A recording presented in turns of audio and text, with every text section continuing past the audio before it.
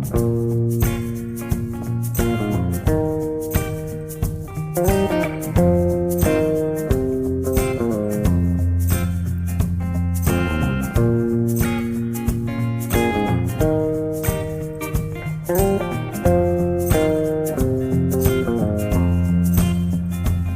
you get older, plainer, saner, when you remember all the danger we came from, burning like embers, falling tender, longing for the days of no surrender years ago. Then will you know? So smoke 'em if you got 'em, 'cause it's going down. All I ever wanted was you. I'll never get to heaven 'cause I don't know how. Let's raise our glass up to all the things I've lost on you. Oh, tell me I've been lost on you.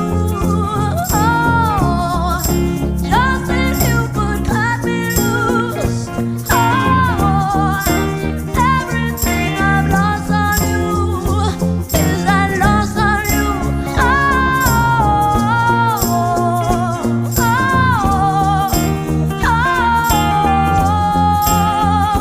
is that lost on you.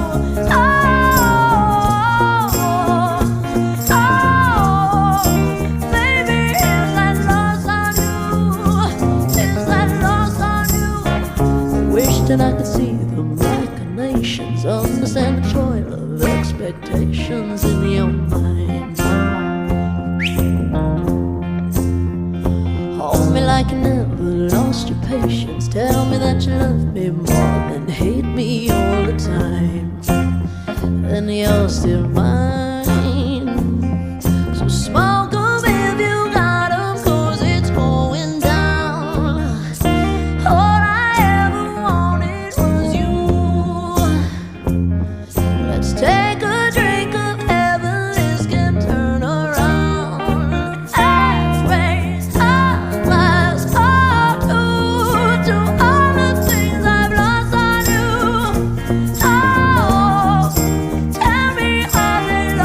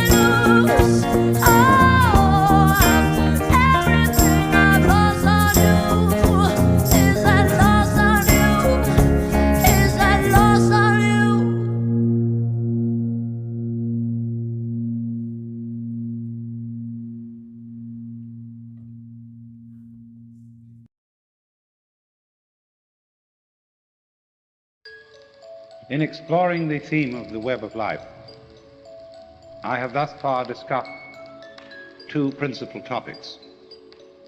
First, the web considered as selectivity.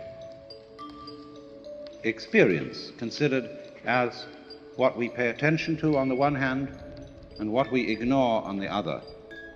And I showed how the way in which we pay attention to the world isolates, I'm using that as a noun, isolates that we call particular things, events, and persons, and they seem to be disconnected and to be alone because we ignore the connections between them. And I used the analogy of weaving where the threads go underneath and join on the back in a way that is not seen on the front.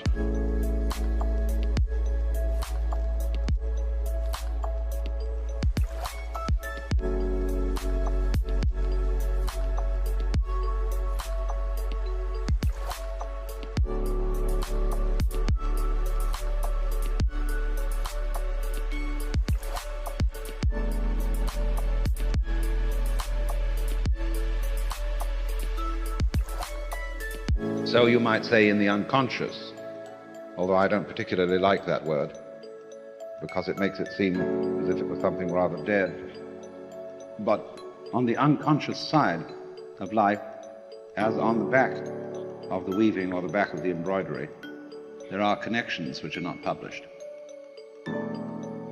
Now, in the second part of the theme was the web as mutuality. When I discussed the way the existence of a web, the existence of cloth or anything like that, depends on a mutual support of the warp and the woof. And this miraculous thing occurs that when the things support each other, being comes into being, cloth comes into being. And so in exactly the same way, our world is a manifestation of relativity.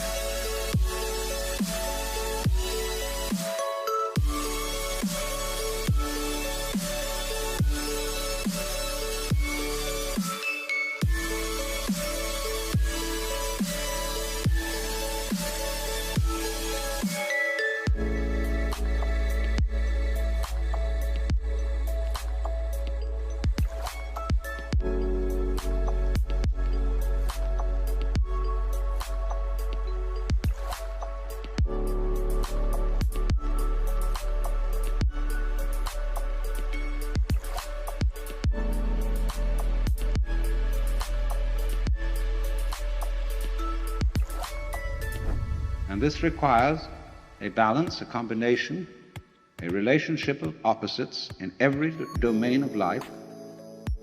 And although these opposites are explicitly different and even antagonistic, they are implicitly one. And that's the secret. See, there are these two secrets that we went into. The connection between what are supposed to be separate things and events and the mutual unity between what are manifestly, that is to say openly, for purposes of publication, opposites. Now this afternoon I'm going to take two other aspects of the web. The web is a trap, like the spider's web is a trap for flies. Also, the lovely embroideries are worn by women as traps for men, from a certain point of view.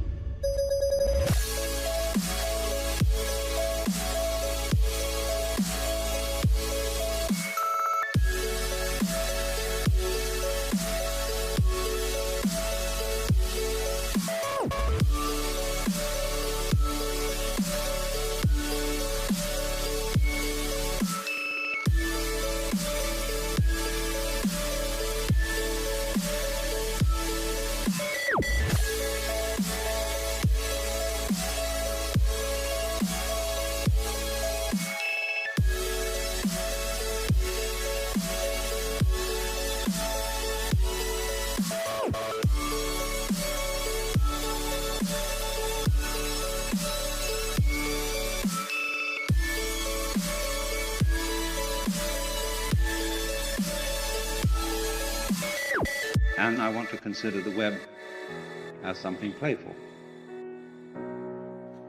You see, there are so many ways of looking at it, and you will find that all these ways are right, but what we need is the fullness of the view. There are people, for example, who can see the web as a trap and get stuck with that. There are people to whom existence is simply hateful. They see it as nothing but a ghastly mistake. The Lord really erred when he created this world, because he arranged it in such a way that everything lives by eating something else. And what I'm doing is I'm describing a certain point of view, you see. I'm not exactly philosophizing, I'm describing a point of view. You can look at life in such a way that the whole thing is this ghastly mistake. For example, there is no such thing as genuine kindness or love. Everybody is really pretending that they're loving other people in order to get some advantage from them. And indeed, there is a point of view which occurs in certain forms of paranoia.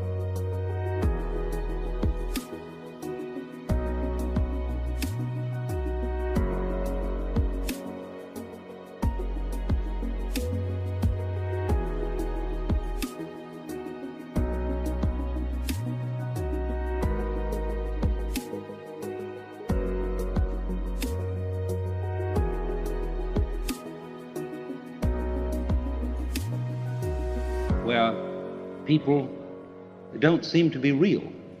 They are mechanisms.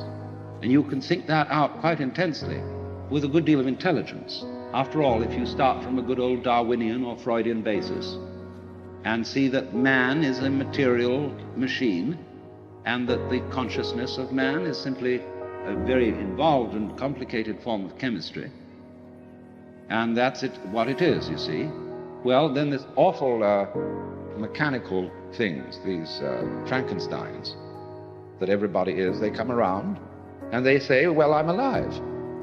I'm a human being, I have a heart. I love, I hate, I have problems, I feel. And you feel like saying, come off it. You're just a monster. And you put on the civilized act because really you're just a set of teeth on the end of a tube. And you've got a ganglion behind those teeth, which you call your brain, your alleged mind. And this thing is really basically there for two purposes. One, to be cunning enough to get something to eat, to put down the tube, and the other, you know what, Mr. Freud's libido. And everything else, you see, can be construed as an elaborate, subtle way of pretending that that's not really what you want to do. But you do, but you put on a great show. Now, some people, according to this view, get mixed up.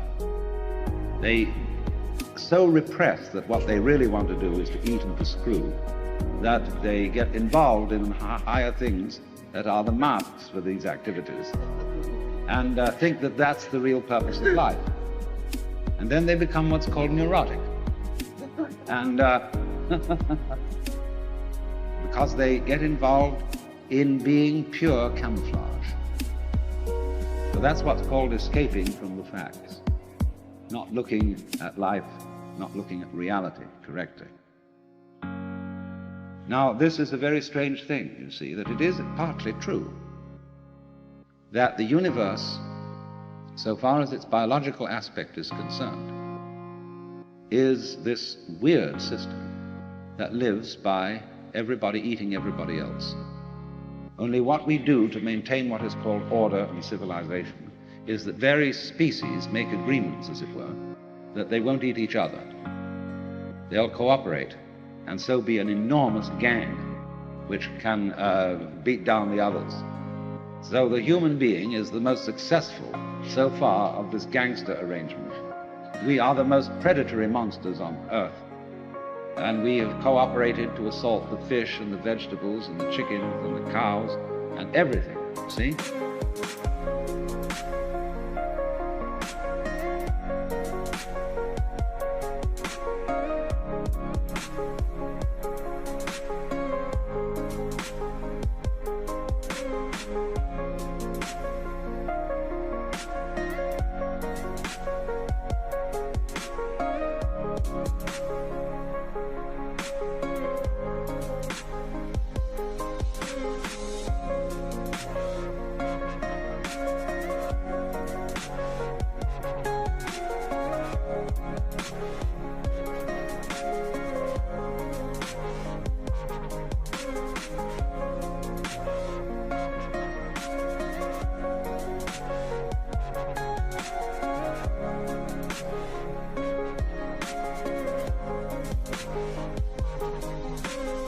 Only we do it by not letting our left hand know what our right hand doeth. In other words, ladies and gentlemen, unless gentlemen happen to be prone to going hunting as a sport, they don't see their food killed. They don't see the slaughterhouse. And so what you get in the butcher, in the market, is steak, you know, is a thing in its own right. It has nothing to do with a cow. A steak is a thing shaped thus and so, and it looks as if it might be like a banana or something like that, you know, and nobody worries. And when a fish is served up, it does indeed look like a fish, but it's not the squiggly, squirmy fish that comes out on the end of a fisherman's line. You know, when you really fish, you realize that the fish doesn't like it very much. No.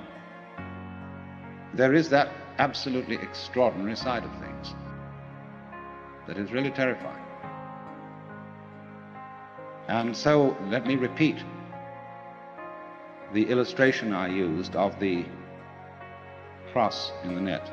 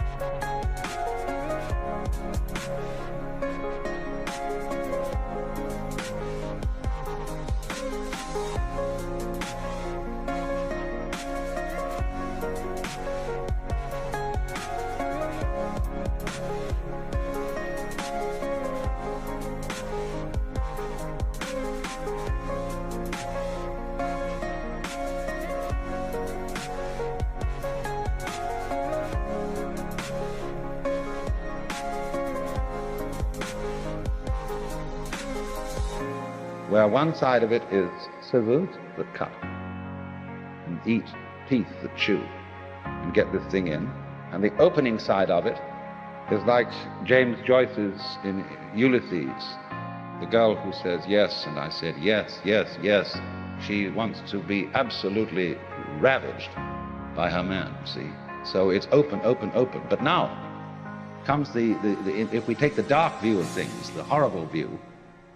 Excuse me if I go into some rather grisly details, but have you ever heard of a vagina dentata? That is the idea that in the sexual organ of the woman there are teeth. And a lot of men have this fantasy, and so are rendered impotent.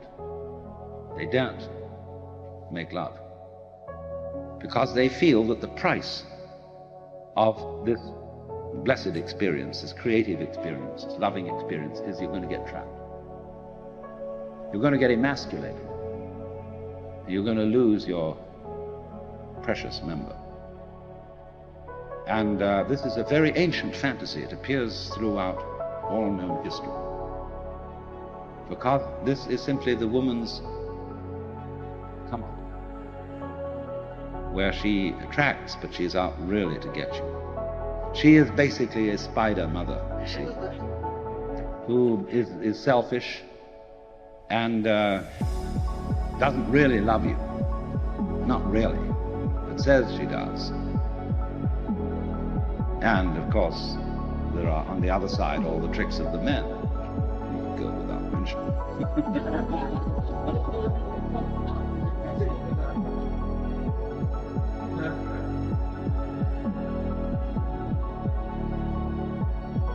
So this is a view of the world as a system of mutual exploitation and of maximal selfishness. Now, it's a very profitable view to explore.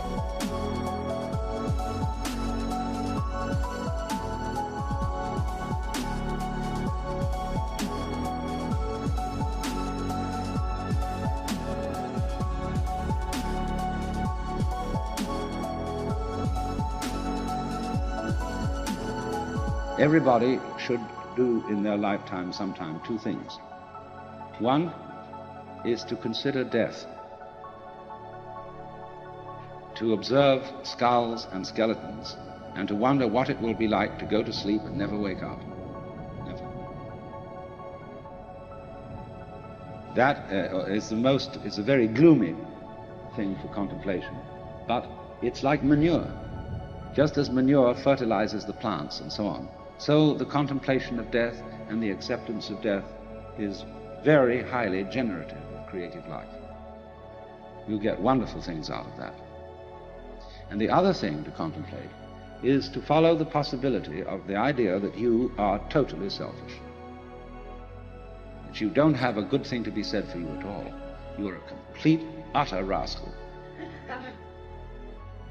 Now, the Christians have avoided this, because although they say in their Episcopalian form of confession that we have erred and strayed from thy ways like lost sheep, we have followed too much the devices and desires of our own hearts, too much. We have offended against thy holy laws. We have left undone those things which we ought to have done. We have done those things which we ought not to have done. And there is no health in us. But it ought to be different. And we're going to do our best to amend with the help of God's grace.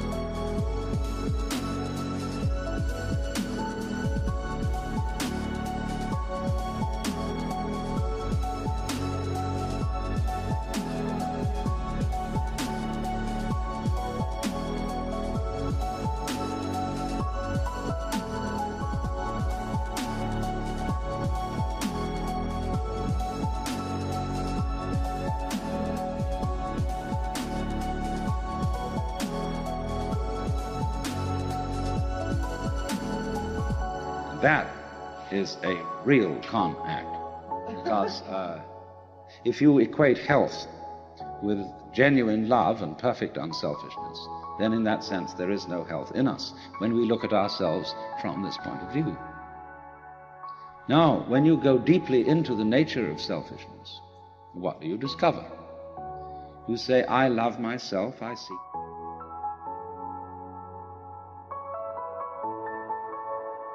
Now, what is the self that I love? What do I want? And that becomes an increasingly ever-deepening puzzle.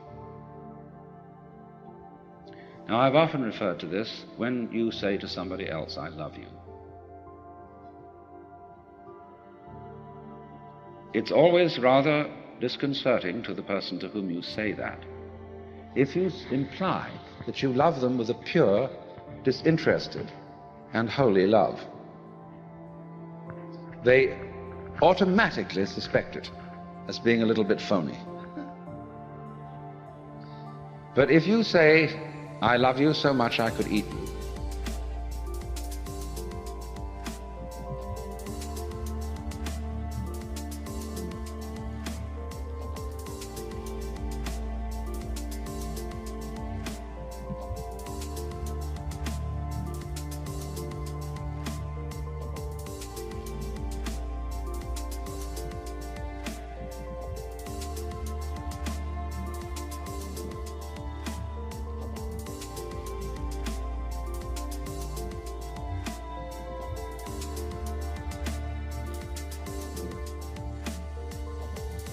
That's an expression, it's a way of saying to a person, you attract me so much that I can't help it. I'm absolutely bowled over by you, I'm gone. And people like that. Then they feel they're really being loved, that it's absolutely genuine. But now, I love you so much I could eat you. Now what the devil do I want? I certainly don't want to eat the girl in the sense of literally devouring her, because then she'd disappear.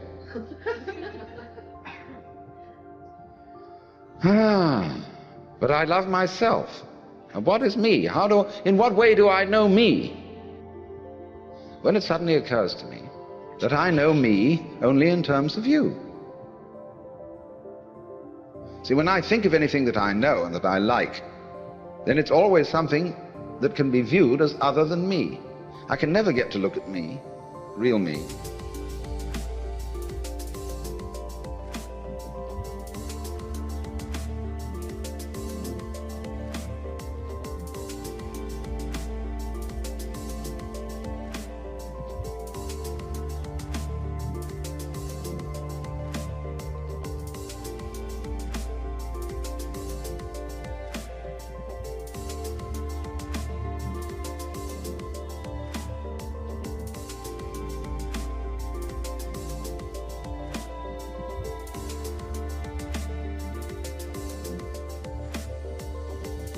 It's always behind.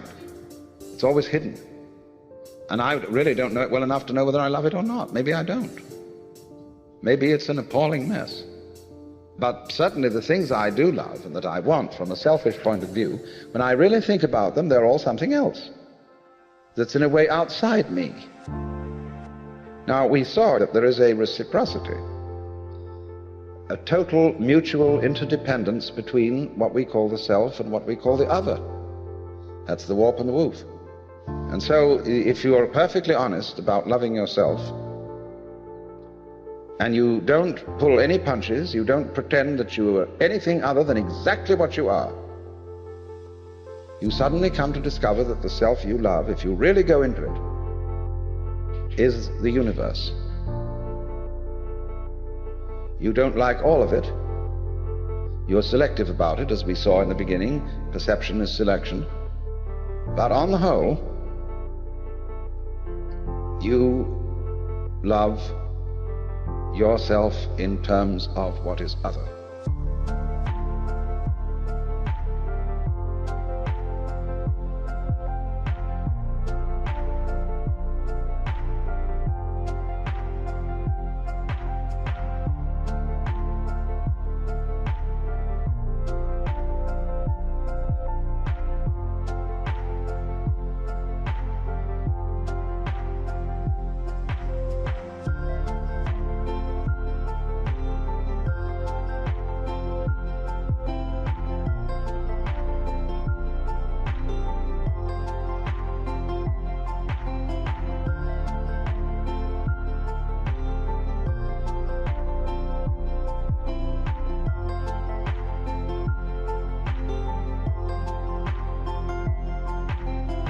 Because it's only in terms of what is other that you have a self at all. So then,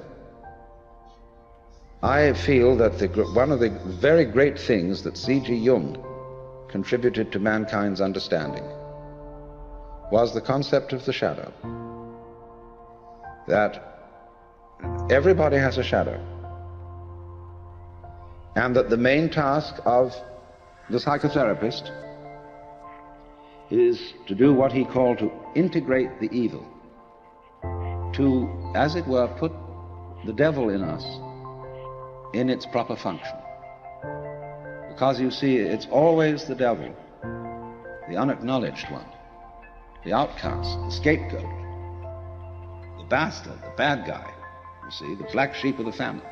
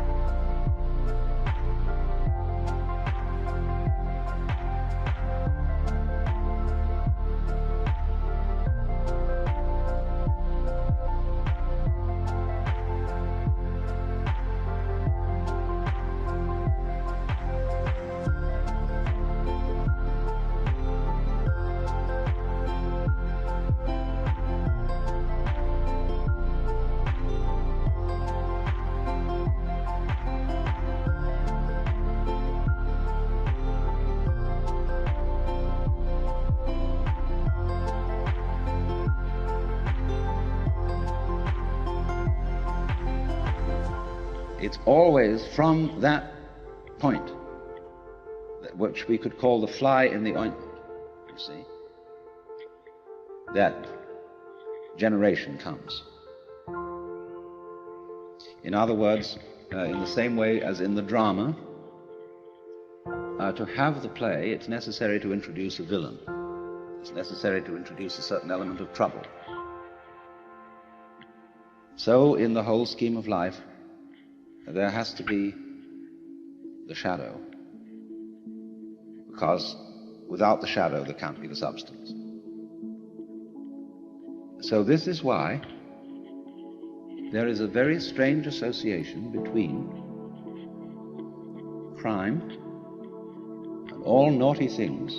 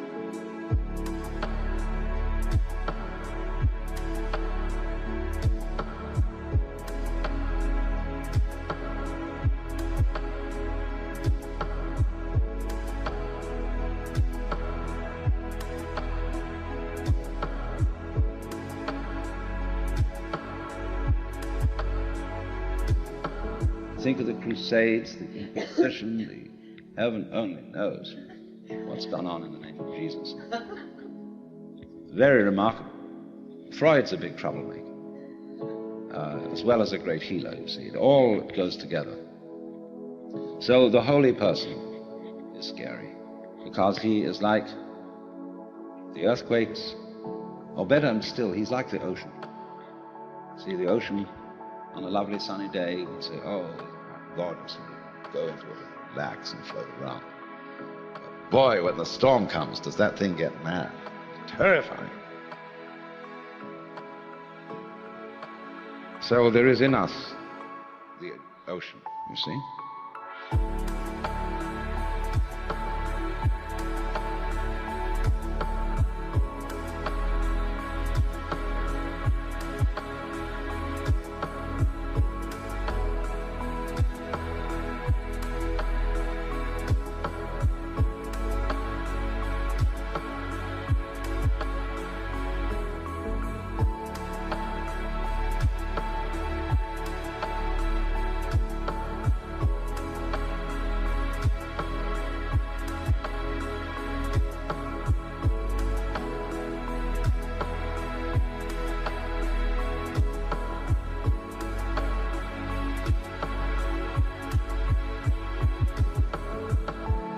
And Jung felt that the whole point was to bring the two together, and by a kind of fantastic honesty,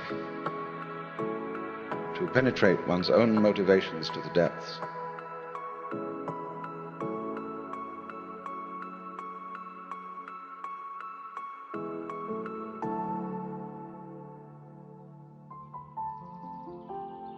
Jung had a tremendous humor. And he knew that nobody can be completely honest. That you will try and you'll have a great deal of success in exploring your motivations and your dark, unconscious depths. But there will be a certain point at which you will say, well, I've had enough of that. You know?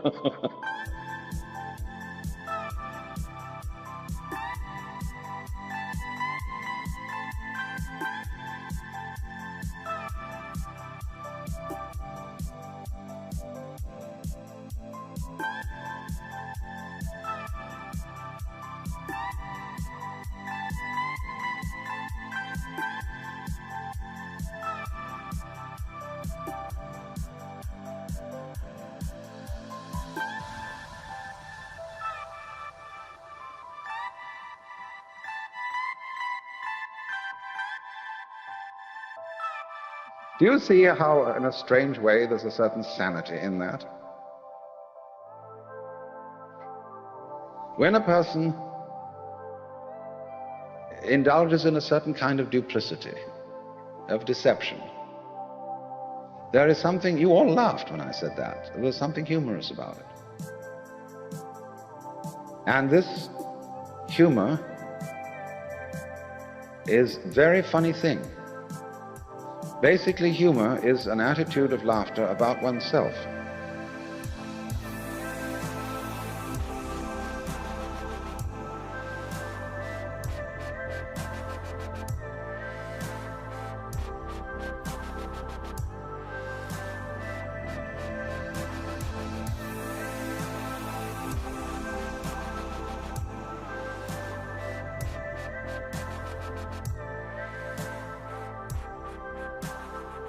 There is malicious humor, which is laughing at other people. But real deep humor is laughter at oneself. Now, why fundamentally do you laugh about yourself? What makes you laugh about yourself? Isn't it because you know that there is a big difference between what goes on the outside and what goes on the inside? That if I hint, you see, that your inside is the opposite of your outside, it makes people laugh. If I don't do it unkindly, if I get up in the attitude of a preacher, say, you're a bunch of little kids simpletons, nobody laughs.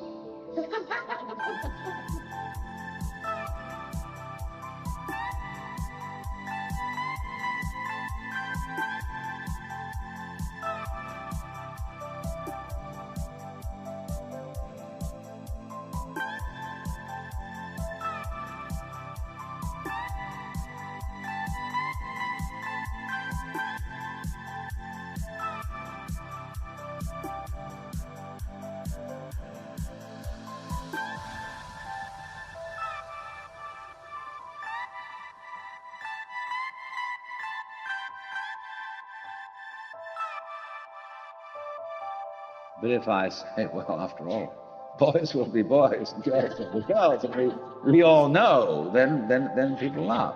Now, you see, what's happening when we do that? Now, I passed you around a lot of embroidery to look at before we started. And I'm perfectly sure that you got the point, that there's a big difference between the front and the back. In some forms of embroidery, the back is very different from the front because people take shortcuts.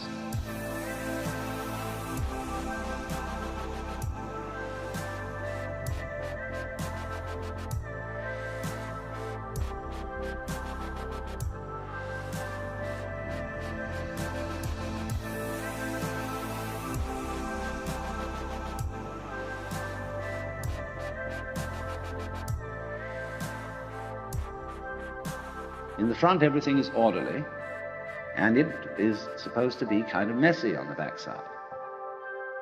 See, which side will you wear? You've got to be sure you get the front in the front, have the back in the back. The back has all the little tricks in it, all the shortcuts, all the lowdown that people don't acknowledge, see? And it's exactly the same with the way we live. You know, like sweeping the dust under the carpet in a hurry just before the guests come. I mean, we do ever so many things like that. And if you don't do it, if you don't think you do it, and you think, well, really, my embroidery is the same on both sides, see? Well, you're deceiving yourself. Because what you're doing is you're taking the shortcuts in another dimension, which you're keeping out of consciousness. Everybody takes the shortcuts. Everybody plays tricks. Everybody has in himself an element of duplicity, of deception. Because you see, from this point of view that I'm discussing, where the web is the trap, to be is to deceive.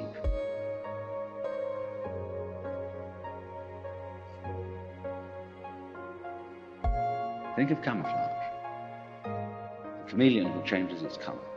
Think of the butterfly pretending it has eyes. Think of the flower saying to the bee, like my honey? He says, wow. But then that means that the bee has to be. It has to go on living, and all the trouble it takes to go around collecting honey and raising other bees and organizing itself and doing that dance which tells the other bees where there's more honey. There's all that stuff to do. But the flower was deceptive.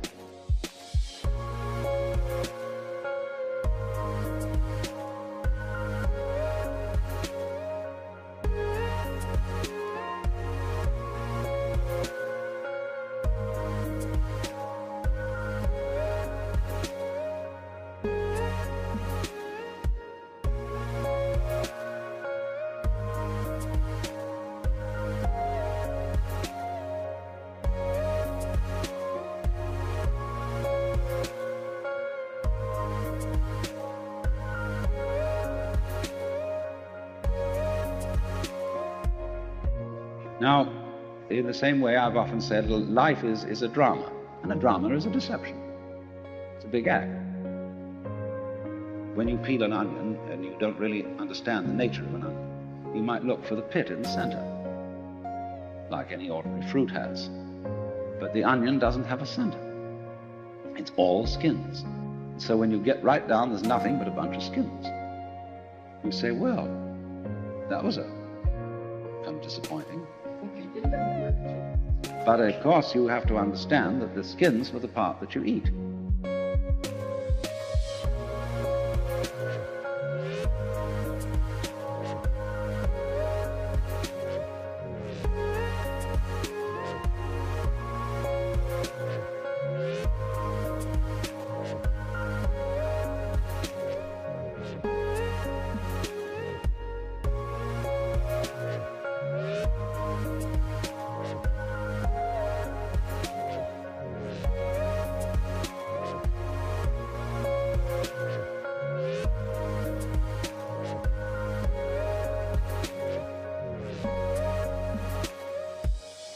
Well, in rather the same way, you see, you find when you explore yourself and your motivations, and you go through and through and you try to find out that thing which is genuine. That's why in Zen discipline, they give you koans which require a perfectly genuine act, an act of total and absolute sincerity.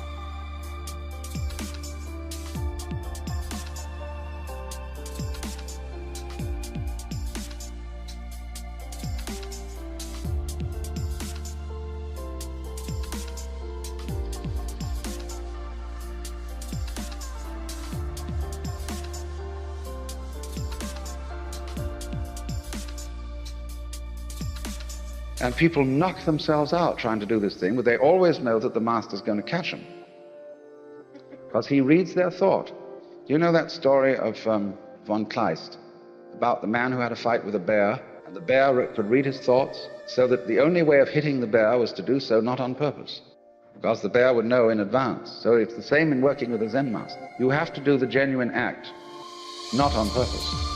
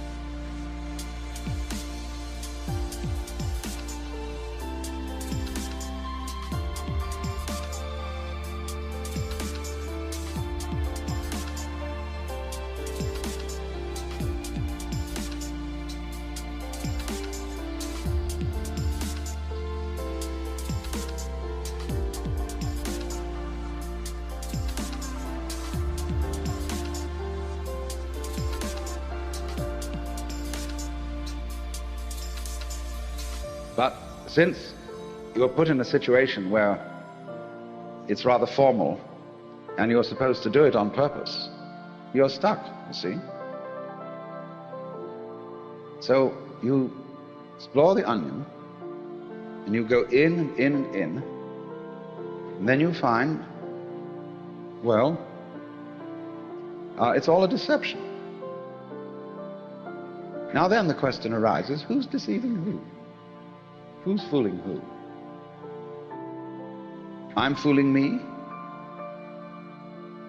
What is fooling? Fooling is playing like you're there when you're not. You know, getting somebody else to answer your name in the roll call. So, we're all, you see, this is the metaphysical basis of it. This is what the Hindus mean by Maya, the world illusion. The world is playing it's there when it isn't. And it's a trap. And it sucks you in. And you can't get out of it. And it's a thorough big trap too. But always, when you get an idea like this or a feeling like this, follow it to its extreme. Don't back out from it. If you find you're selfish, go to the extreme of what selfishness means. Confusion largely results from not following feelings or ideas to their depth.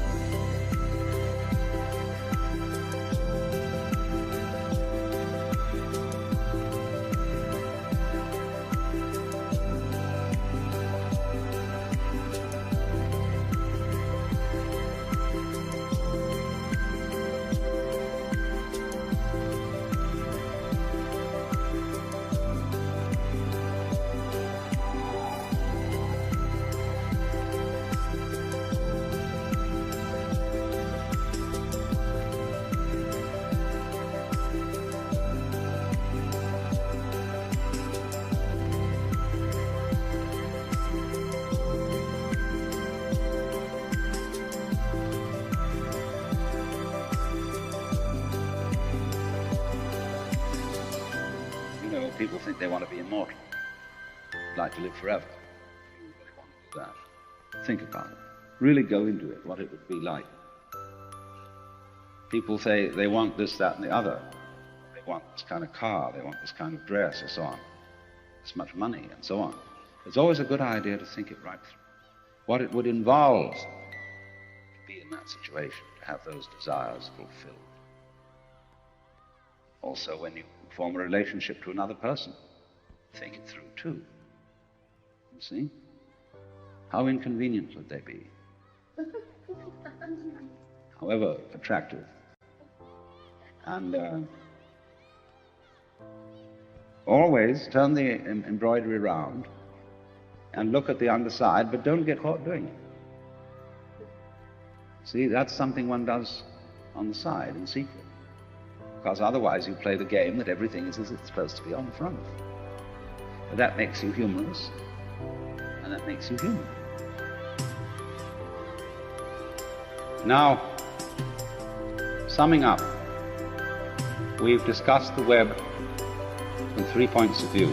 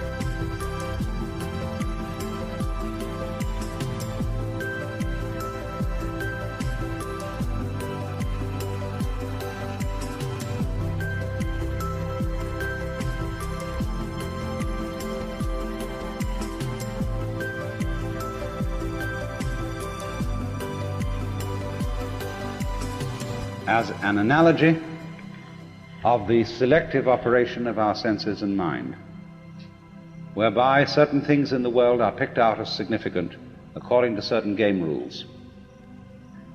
The game that we are playing mostly is the survival game. That is to say, the game ought to go on. Only the way we play the survival game has a kind of element in it which makes it difficult, because we tend to say the first rule of this game is that it's serious. And that messes the whole thing up. So you have to watch out, in other words, when you play, for contradictory game rules, self-contradictory game rules, because if you get mixed up into them, the game ceases to be worth the candle. You start straining at doing something, then it just isn't worth it.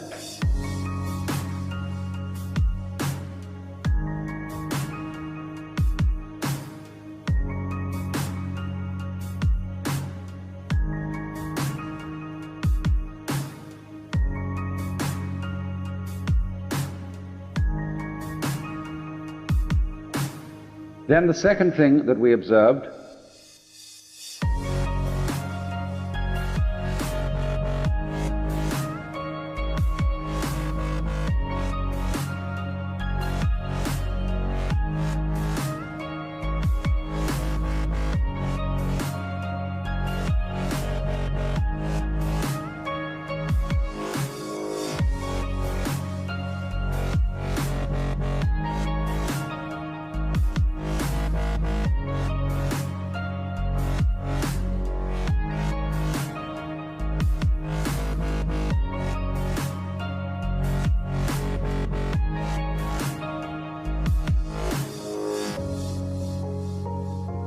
was the web as an analogy of mutual interdependence.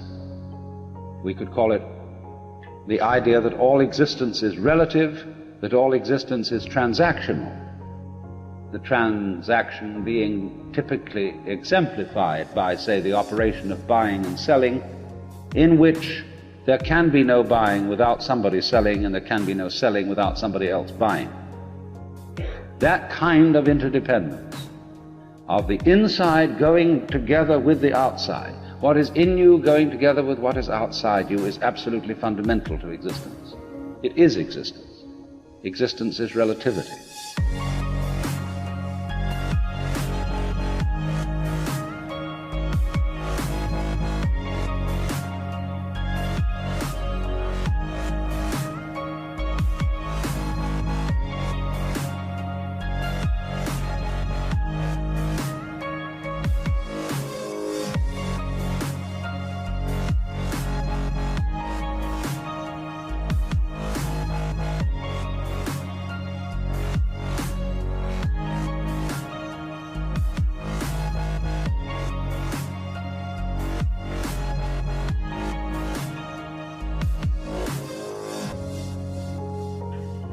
We explored the web as a trap, the spider's web.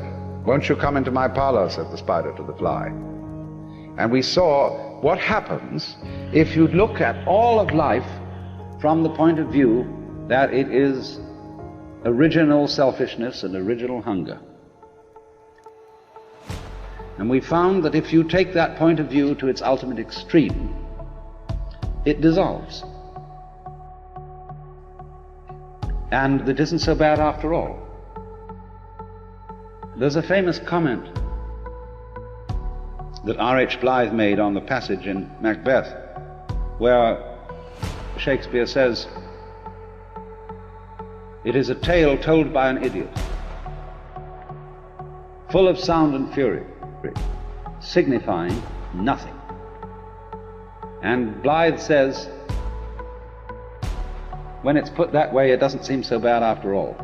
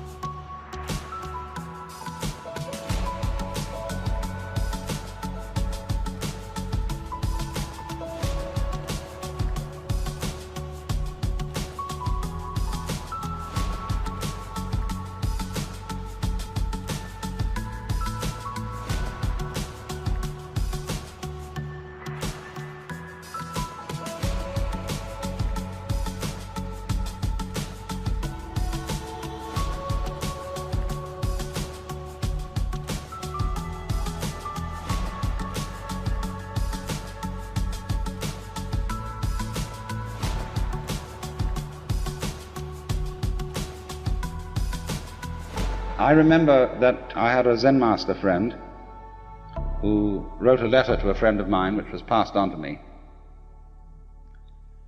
saying that the greatest writers, this friend of mine was aspiring to be a writer, and he was trying to write novels that would put across Buddhism to people. You know, sugar the pill. And my Zen master friend didn't approve of this at all. He said, don't write any story to people. Write it to the great sky. Because all the real masters of literature, especially novelists and storytellers, are great masters of nonsense.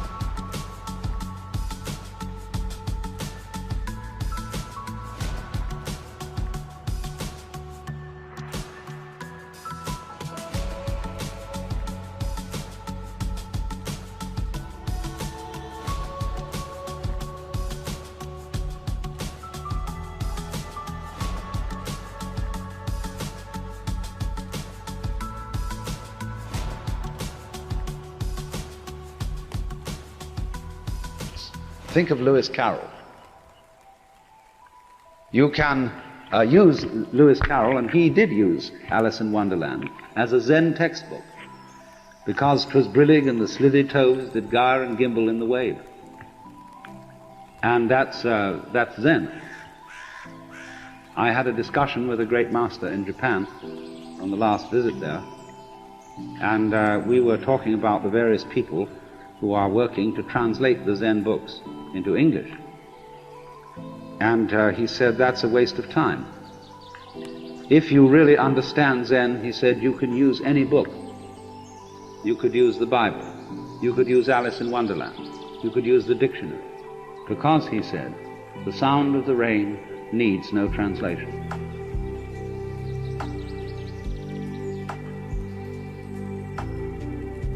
So what does the rain say?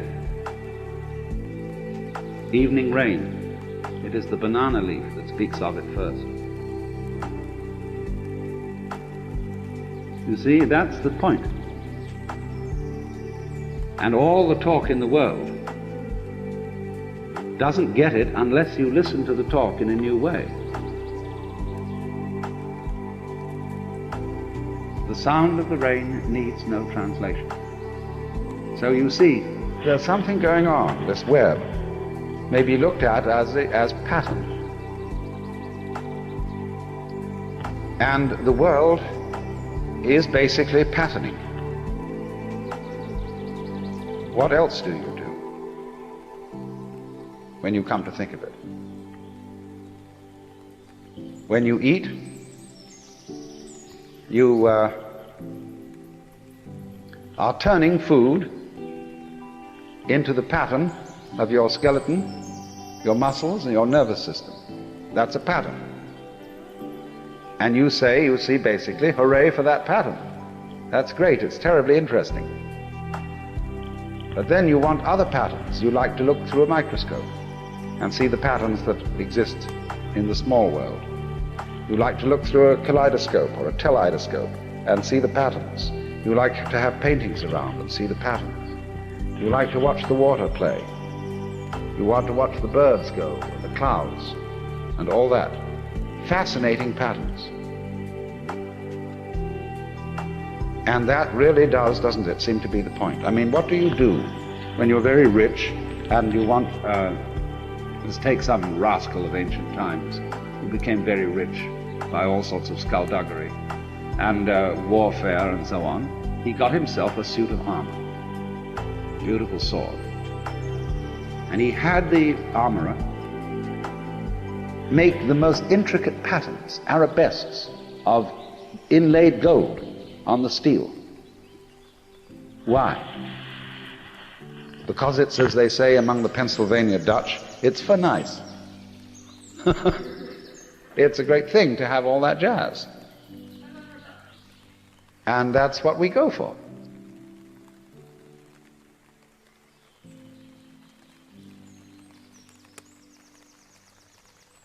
What do people do most of the time when what would they like to do, really? What's your idea of heaven? When people are unoccupied, as far as I can make out, they get together and they sing and dance. Or else watch somebody else do it.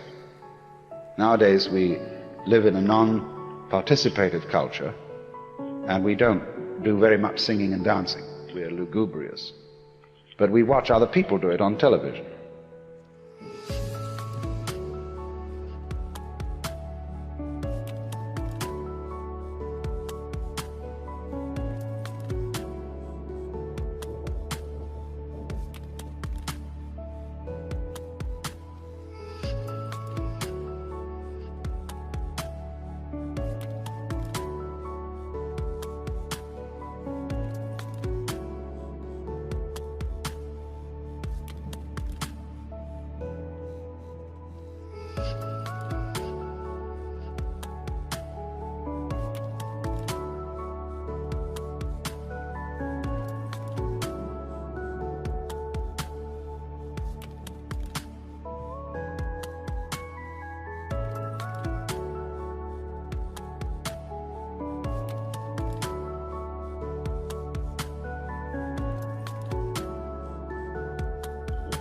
What we really are interested in is to be able to spend all the time going, you know, something like this. And that's what our heart's doing, that's what our lungs are doing, it's what our eyeballs are doing, and it's what all these fantastic capillaries of the veins are doing. They're going just see? And that's the point. Now the thing is, ought this to be allowed? You know, dare we admit it? Because we've been brought up, you see, in a cultural context in which the universe is presided over by somebody serious. And it's only very, very occasional obscure references in the Jewish and Christian scriptures to the idea that God dances. Of course, in Hindus, they know Shiva dances, and all the gods dance, and they're represented in the dance.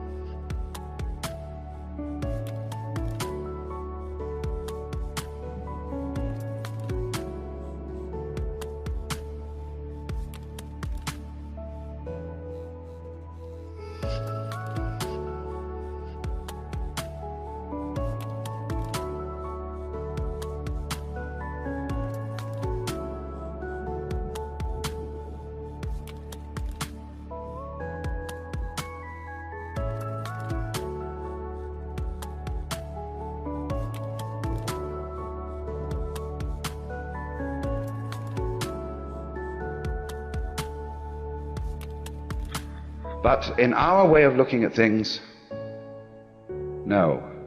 Back, deep down in, there is something that you must respect. With a you mustn't laugh in church. Especially if you got in front of the throne of heaven. Everybody would be dead silent. Wow, you see, I mean, that's really serious. Here is the Father Almighty, world without end. And you watch out. Don't you? laugh. Why not? Because Father Almighty, world without end, is a very insecure fellow. And if anybody laughed, he might feel uneasy, you know, that there was something wrong going on, that someone challenged his power. So he is a funny fellow, you see, as we mythologize ultimate reality in the form of this cosmic grandpapa, who is also a king and is demanding above all things reverence and respect. So it's difficult for us, because of that cultural heritage, to accept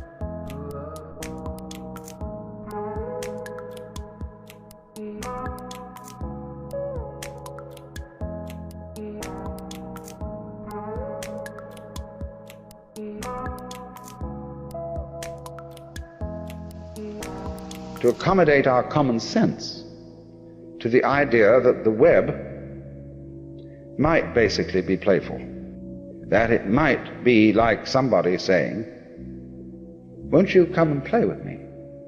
A child. And the other child has some little hesitation. "I don't know whether I ought to play with you. You come from the wrong side of the tracks." Or, "I don't feel like playing today. I feel serious. I don't think play is important. We ought to do something real, like wash the dishes for Mother."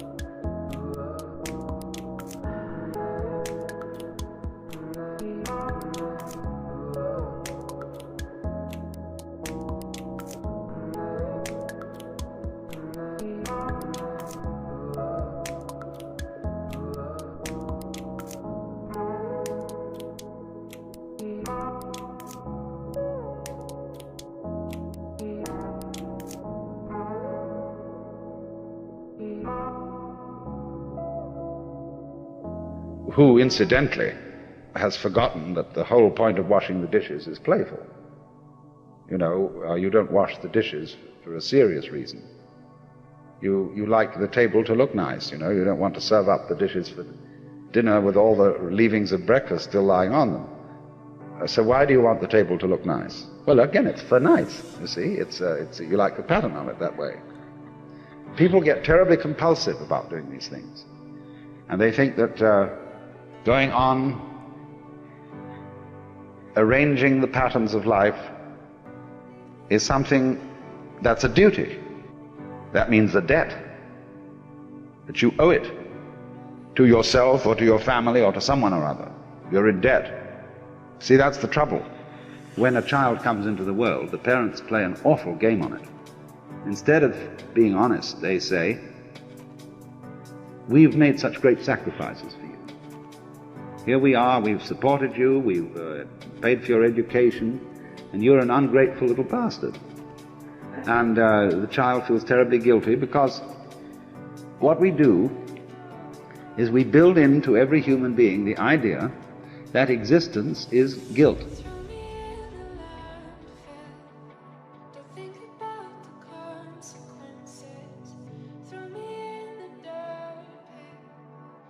Think about the choices that you make. Throw me in the water. Don't think about the splash I will create. Leave me at the altar, knowing all the things you just escaped.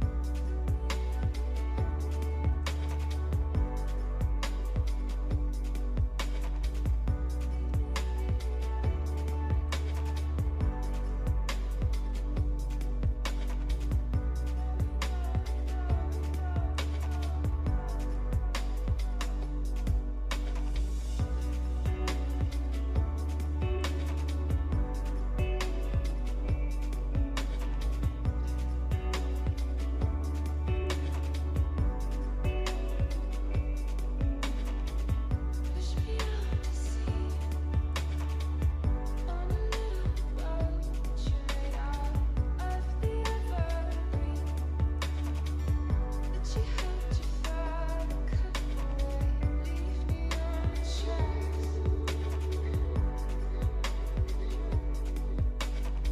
to wait until the morning train arrives. So don't you dare look back.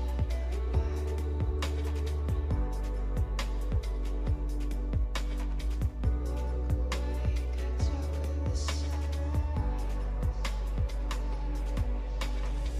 The existentialists make a big thing of this, and you watch out for them because they're hoaxers. And they say that guilt is ontological. If you're not feeling guilty, you're not human. And that was because Papa and Mama said, look at all the trouble you've caused us. You shouldn't dare to exist. You have no rights. But maybe we'll give you some out of the generosity of our hearts so that you'll be permanently indebted to us. And so everybody goes around with that sort of thing in their background, unless they had different kinds of papas and mamas who didn't play that trick on them. But so many papas and mamas do that. And if they don't do it, somebody else does it. Auntie comes around and says, you don't realize what your father and mother have done for you. You think, you can just stay around here and goof off. But they have sweated blood to give you your clothes and food and so on, and you ought to be grateful for it. Wait until the snow covers me up so I cannot. So I'm just in bed in the frost, then leave me in the rain.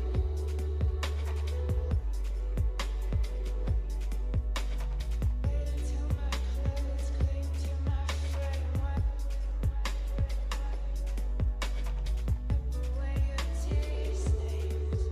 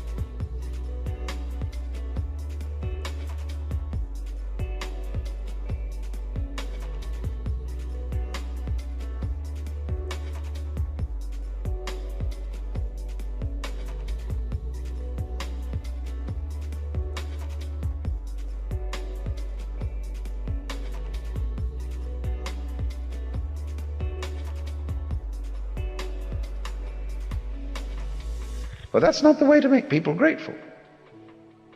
They won't be grateful that way. They'll imitate gratefulness.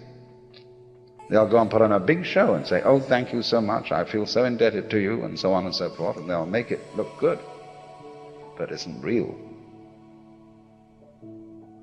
Because, actually, one's father and mother had a great deal of fun bringing you into being, or we hope they did.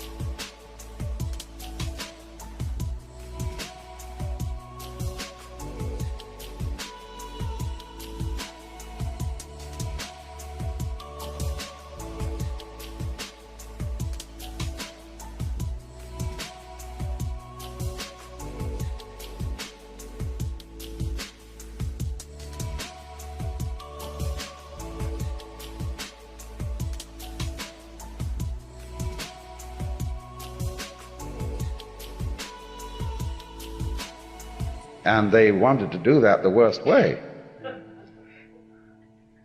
They have no reason to complain about all these things and try and make the children feel guilty. But you see, it is an amazing thing in our culture that everybody is afflicted with ontological guilt. For example, if a policeman comes to the door, everybody is instantly frightened. You wonder, what on earth have I done? And there are certain clergy who are absolute experts in making you feel guilty. They are really marvelous.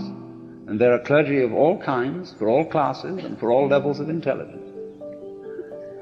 And they can make you feel real guilty. Only you have to watch always what games people are playing. Now you see, the thing is that really is a puzzle is that they don't admit they're playing games. And when a person is playing games and doesn't admit that they're playing games, then you have some kind of a trickster who isn't really being fair to you. Now, of course, the game, that this game is not a game, has a certain kind of a fascinating quality to it. How mixed up can we all get? Let's try. See? That's a certain possibility in that. I would like to go insane and be as insane as anybody has ever been and be the farthest out crazy nut in the world.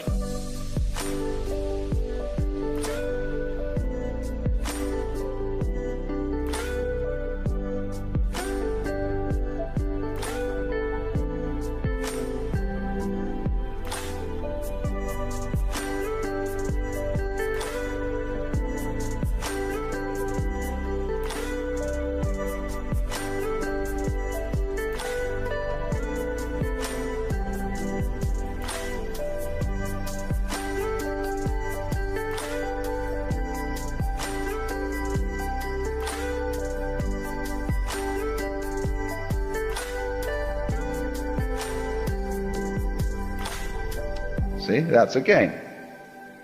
But it's not a good game. It's a game being played by a person who didn't really understand that everyday life was a game too. And I think the most important thing is to admit this. All really humane people admit that they're rascals. That's, you see, on the side of the not respectable, the selfish. But so also, all humane people should admit that they're jokers, that they're playing games and playing tricks, that I am doing it on you. I am most ready to admit this. I hoaxed you all into coming here to tell you what?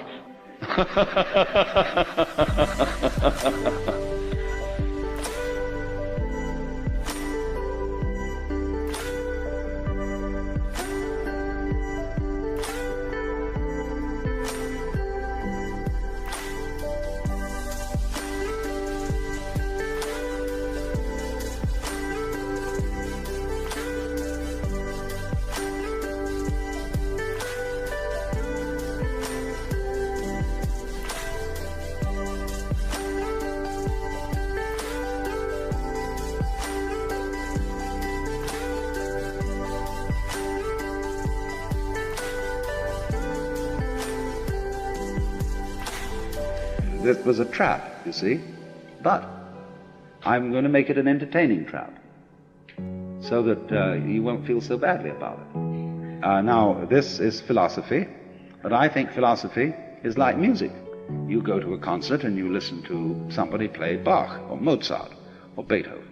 And what's all that about? You know, it isn't about anything except dee-dee-dee-dee-dee-dee-dee-dee-dee-dee-dee. You know, that's what it's about. And so, in the same way, as I conceive my work as a philosopher, I'm simply pointing out that existence is the same kind of a thing as a Bach invention.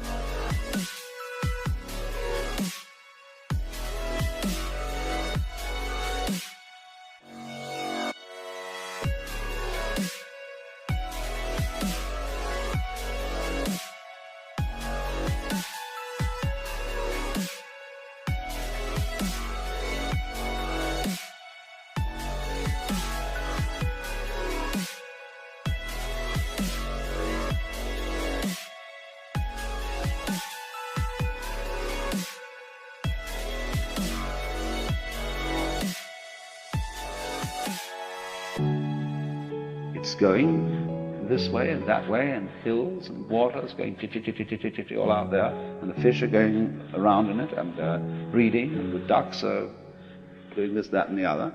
And that's the same thing as dee dee dee dee dee dee dee dee dee dee dee dee. See?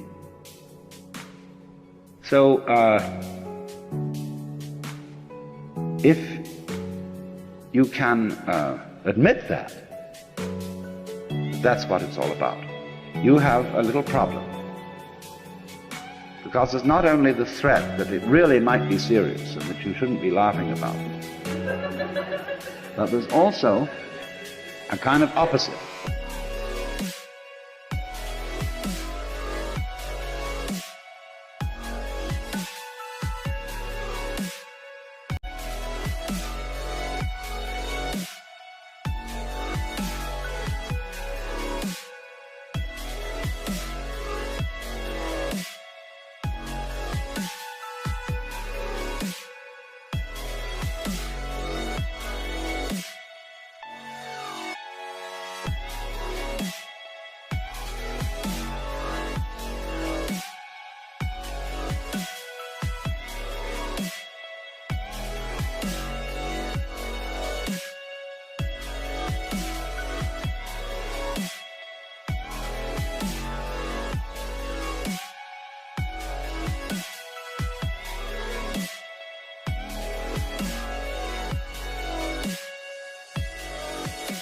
Then are you saying it's merely just fiddling around? See? I mean, you're saying it's only a game? Is that all there is to it? Well, now, what do you think? You see, this again is a question that everybody has to think things through. What did you want? Didn't you want a game? Did you want it to be serious in the end? Think about the question. What kind of a thing would you like God to be? What would you like to do for eternity? Really? Here is Jan van Eyck, who paints the eschatological picture of the Last Judgment. What a strange man he must have been. For here is heaven above and hell below. And in heaven, here's God the Father, God the Son, God the Holy Ghost, all there together, and Virgin Mary and the apostles. And they're all sitting in committee. And they have an aisle, just like in church, and there they are facing each other, and they're all sitting there very solemnly. Now, I don't know what it's about. But below, right at the end of the aisle, you see, where all these apostles are sitting, is St. Michael. A rather gorgeous figure in beautiful armor with wings. And underneath him is a bat-winged skull.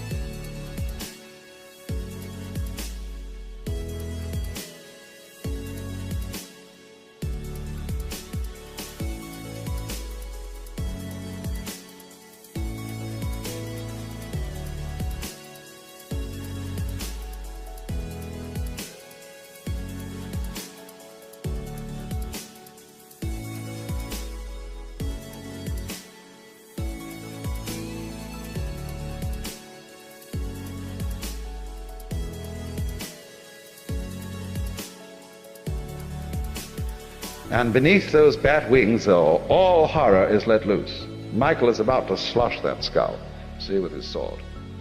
But below, there are nude bodies, some of them pretty comely.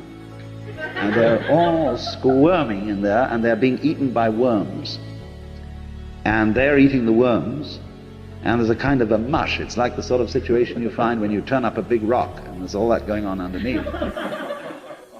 Now, there's no question whatever that Van Eyck, the painter, had more fun painting that part of the picture than he did painting the top part.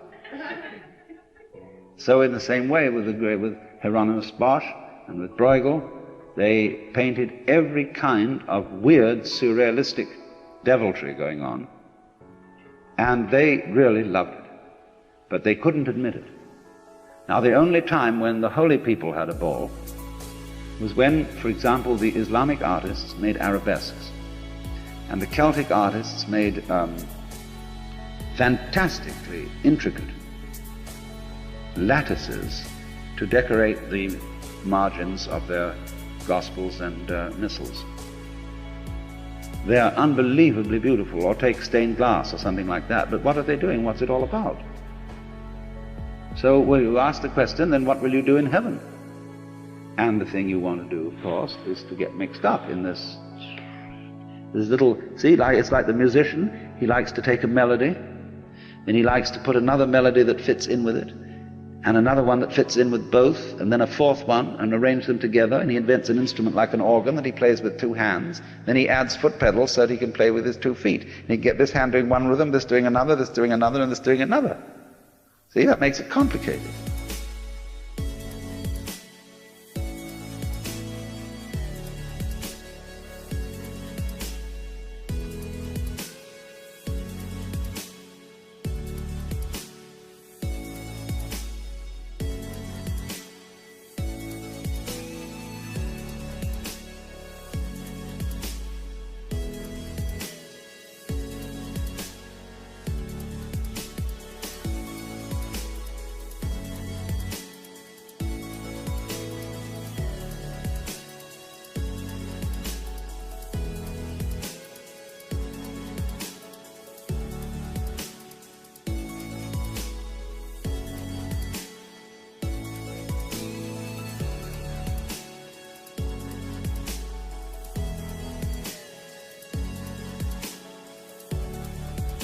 And so when drummers get together and play, somebody starts out with a certain rhythm, And then that rhythm has holes in it. In other words, it has certain silences, and the next drummer fills those silences in an interesting way. He counts and picks out a pattern.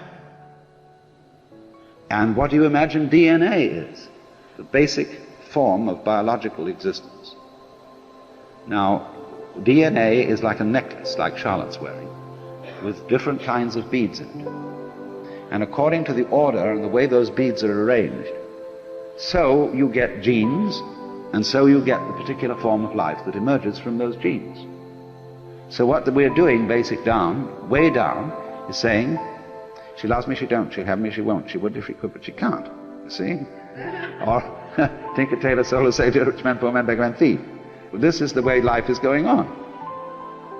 And as a result comes all this, you see? Question is then, you see, in your heart of hearts, you can take the attitude that all this is terrible, or that it's dreadfully serious. You see, you can play comedies, you can play tragedies, farces, histories and romances and all that kind of thing, and you can take these various attitudes to it. But if you are awakened, and as it were, you've been let into the secret, which is what we've been talking about, see, because the web is also the curtain, the veil which hides the face of God from the angel. You see, there's always this veil. That's why we like to striptease, because there's an implication of this. You should never give the show completely away. There always should be a little bit of a veil left, you see. There always is. Because even if you find the striptease artist gets completely naked, there's really something hidden. What's the motivation? What sort of a person is she? Would I really like to embrace her? Or would she have bad breath? You know? Or something. And you never really know. You never really get to the bottom. That's why everybody, all men poets, say that women are basically mysterious. And they ought to be.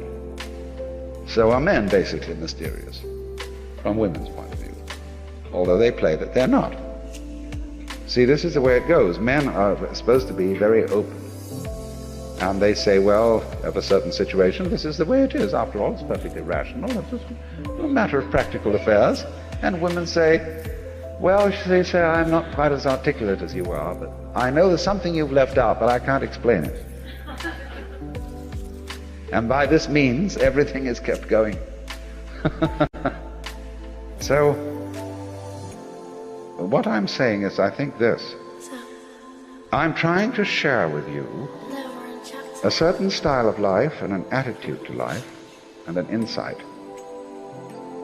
Well, I've taken you on one side and said, listen, kids, things aren't what they seem. Don't be fooled. There's a big deception going on, and you're involved in it, but I just thought you ought to know it. And enjoy it, see?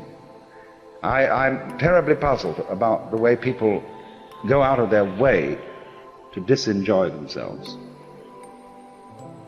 They take so much trouble about it. Did you ever read H.L. Mencken's essay called A Libido for the Ugly? And it describes a Pennsylvania mining town, which isn't exactly totally impoverished. I mean, they can build things and they have enough money to do this, that, and the other. But he describes how they made a church out of yellow stone that's so awful that it looks like a Presbyterian with a grin. And all around you have only to look and you see this perfect passion for making the world look grisly. And it isn't only job builders and garage owners who do this kind of thing, it's also people who profess to be painters. They're actually using excrements for painting in Paris today, on the theory that the world is shot to pieces, that since the artist is a representative of his times, he ought to show the times as they really are, as a social critic. And so he makes the most weird. I mean, he paints Campbell's soup can, and then he makes music that shrieks and screams and the most. He just goes out of his way to make it sound as ugly as he possibly can manage. And the ingenuity about that is endless.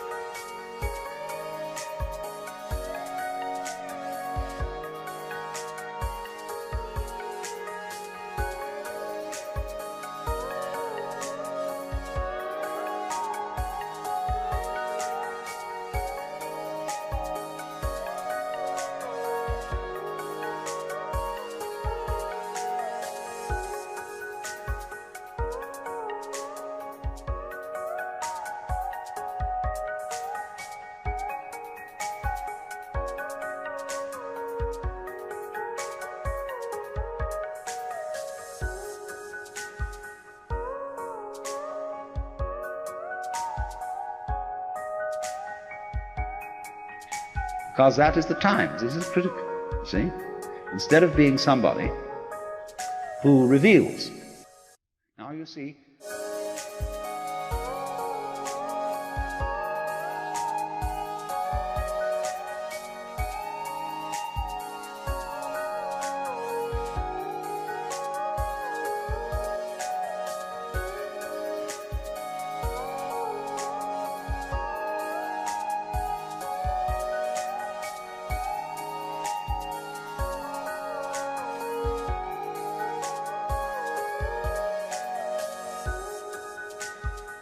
let's take you the sort of the character of the Pied Piper, the person who brings you an invitation to dance.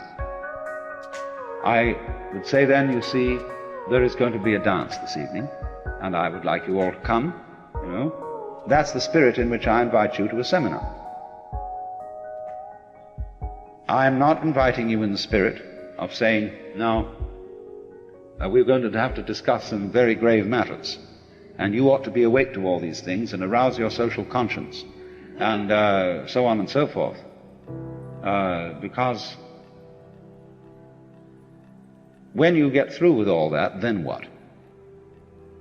When you get through with feeding the hungry and clothing the naked, and we are making great strides with automation and technology in abolishing poverty totally, then what are we going to do?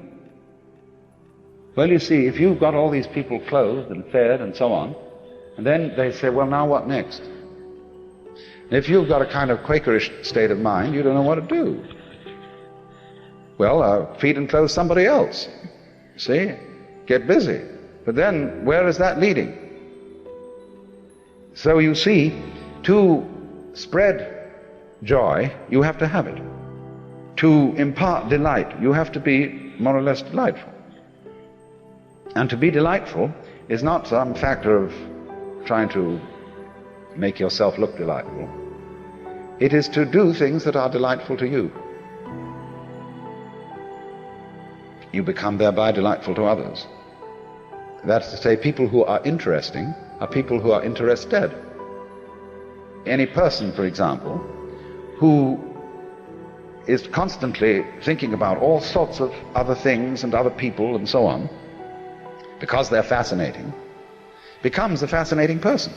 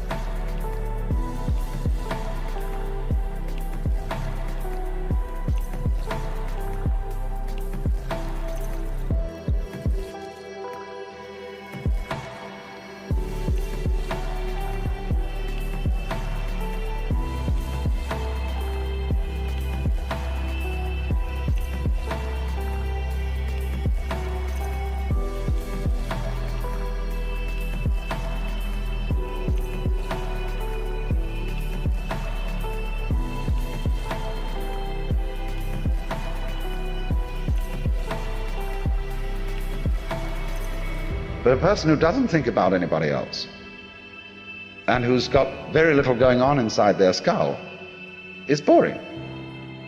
So in other words, your engagement with the external world, the more you are involved, the more your personality is enriched.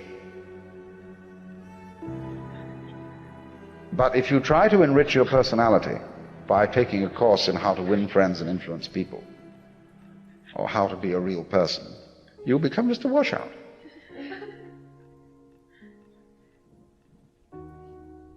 Because you will be in a kind of small circle. You'll be, as it were, you'll be like somebody trying to get a good nutrition by biting his nails. And then the fingers next. You know, and then half an arm gone and so on. And you're entirely nourishing yourself with yourself. Now, of course, on a vast scale, the universe does that. It eats itself up. That's why the symbol of the snake swallowing its tail is a very fundamental, archaic symbol of life.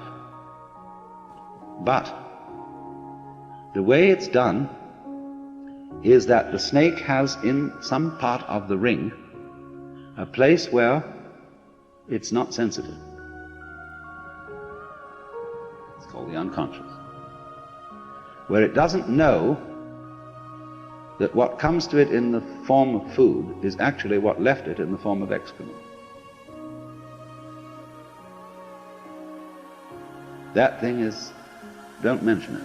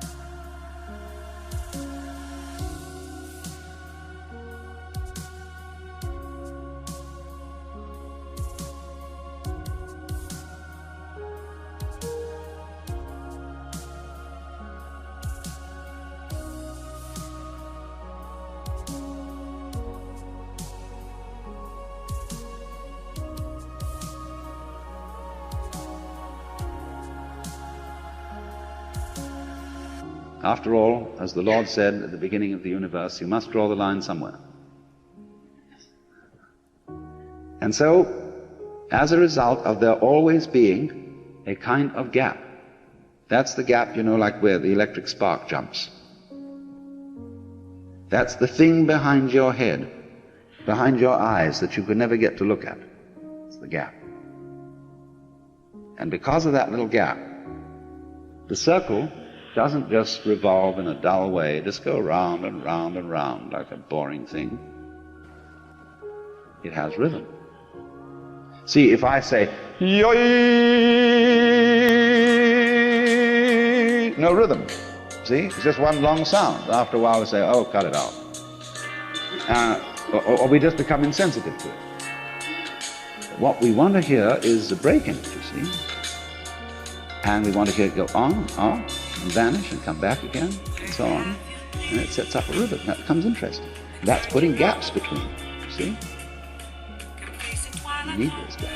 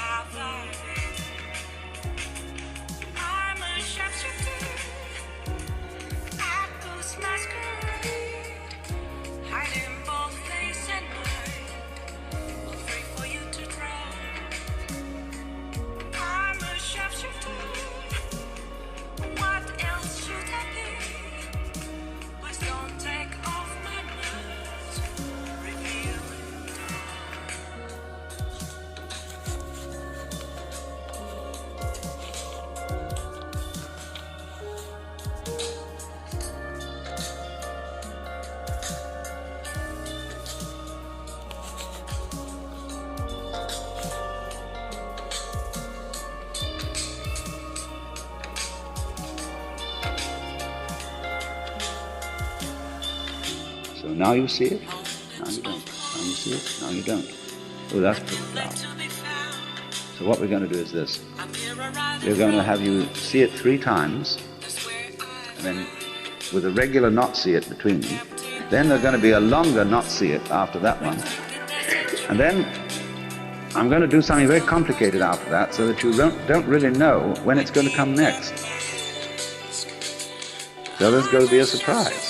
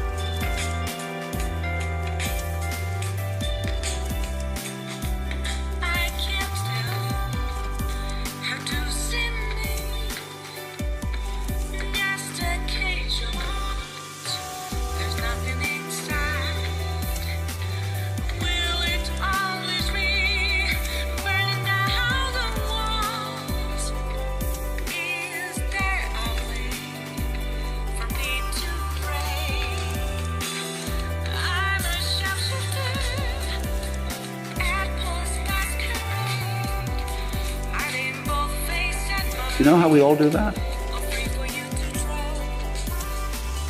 And interesting people are those who do this in very involved ways. Dull people, sort of people who put their hats on absolutely straight, are the kind of people, for example, who have the same meal every day, exactly the same thing, always. See? Have no inventiveness. They have the same routine, they go to the same office, they answer the same kind of letters, and that's that. But then if they want to start up a more interesting kind of business and make more money, then they have to figure out take the people who make clothes, figure out fashion. It's going to be a new thing for ladies, new styles. You're going to make them do long skirts instead of middle skirts and skirts. Like this. Then finally they thought about having they're going to play around with that and have an absolutely scandalous form. But that's the whole thing, see? It's this thing that will... I just don't want to miss you tonight. And I don't want the world to see me, 'cause I don't think that they'd understand. When everything's made to be broken, I just want you to know who I am.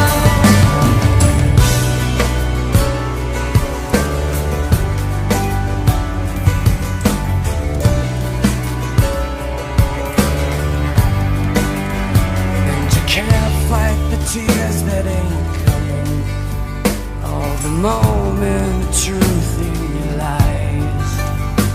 When everything feels like the movies, yeah, you bleed just to know you're alive.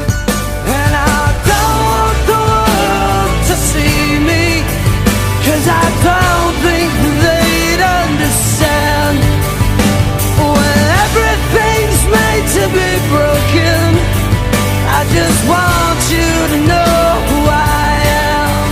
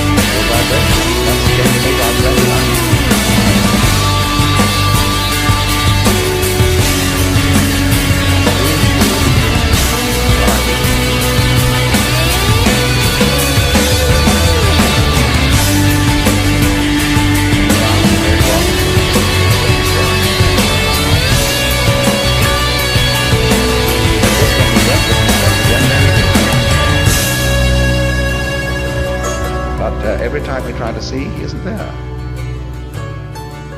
Now, do you see that? That situation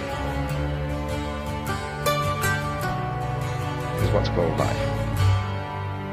And I don't want the world to see